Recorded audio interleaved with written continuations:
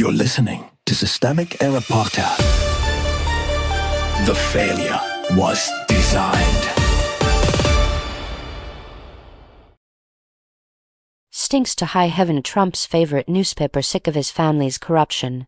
Based on an article by Nick Hilden.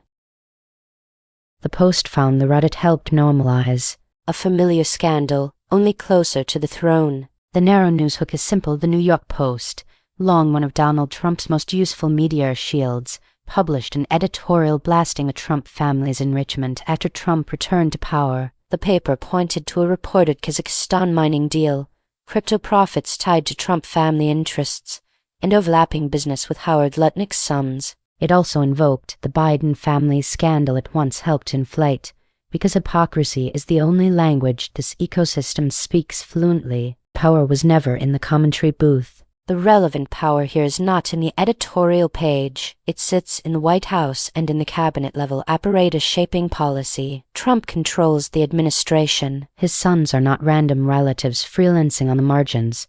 They are family members operating in the shadow of presidential authority, cashing in where access, policy, and influence intersect. Lutnick's sons matter here for the same reason. They are attached to government power through their father, Commerce Secretary Howard Lutnick. That is the structure. Public office creates leverage. Family and associates monetize the leverage. Then friendly media pretends the problem is a lapse in standards rather than the business model. The Post is angry about the crime it previously armed. The Post's complaint is not false because corruption is absent. It is compromised because the paper spent years helping manufacture a moral panic used to weaponize the Biden family's story. That campaign leaned hard on insinuation, guilt by association, and the fantasy that Hunter Biden's misconduct proved a criminal syndicate at the top of the Democratic Party. The source text notes that Republican investigations found no evidence Joe Biden profited from Hunter's foreign dealings,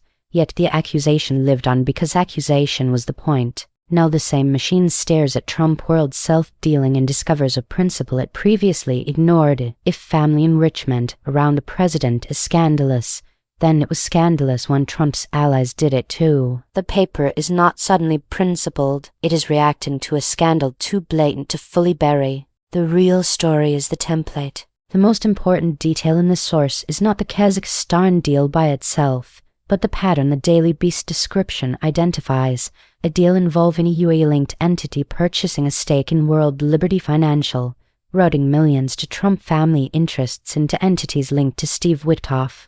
The source says that arrangement set a template that later helped produce an estimated $2.3 billion in digital asset gains for the first family. That is not incidental grift. That is an operating system. It suggests a political family using proximity to state power to create a private revenue stream, with crypto, foreign capital, and policy access all feeding one another. The administration does not merely tolerate the conflict. It becomes the condition for the conflict to flourish. The blame shuffle is the point. Notice how these stories are always narrated downward. Corruption becomes controversy. Family profiteering becomes deal-making. Foreign money becomes connections. The article's weakest framing is the idea that the scandal might simply swamp Trump's final 2 years unless he acts transparently. That is institutional cowardice dressed as advice. Transparency does not repair a system built to reward concealment. Once the president's family and cabinet-linked relatives are profiting from policy-adjacent deals, the damage is already structural. The question is not whether the administration can clean it up. The question is whether the institutions around it have any remaining will to treat elite enrichment as corruption.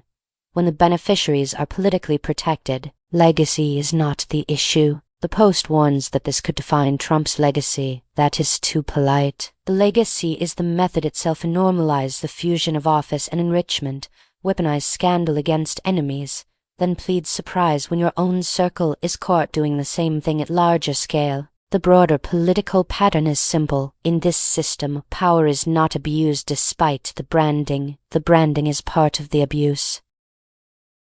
You've been listening to Systemic Error. Thanks to Alternet for today's article. With the automated voice of Kristen, thanks for listening.